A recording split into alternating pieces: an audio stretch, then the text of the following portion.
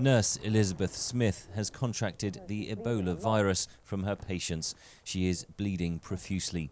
Her colleagues are doing what they can to help her, but her chances of survival are about 10%.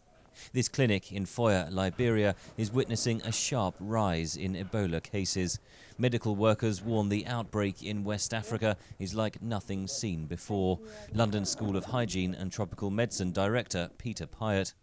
The outbreak in West Africa is unprecedented in the history of Ebola outbreaks because it involves 3 countries at least, capital cities, multiple sources, and that will make it far more difficult to control.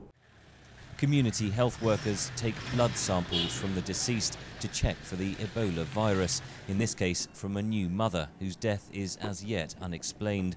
Local health official Philip Azuma. We are calling on the international community to come and support the ministry.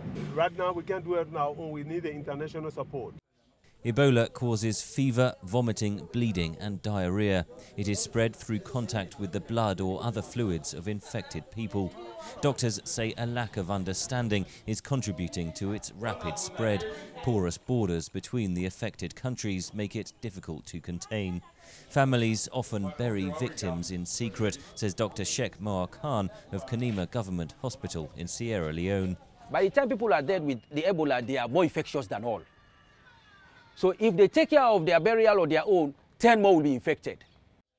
Other wards in the hospital lie empty after patients fled, fearing they would contract Ebola.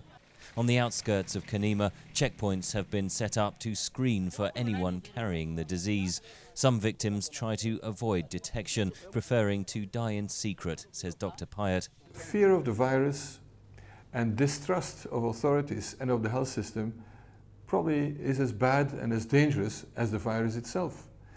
And what I think is needed now is a massive information campaign, but not just facts, but involving community leaders, the media, the local media, more than disease experts.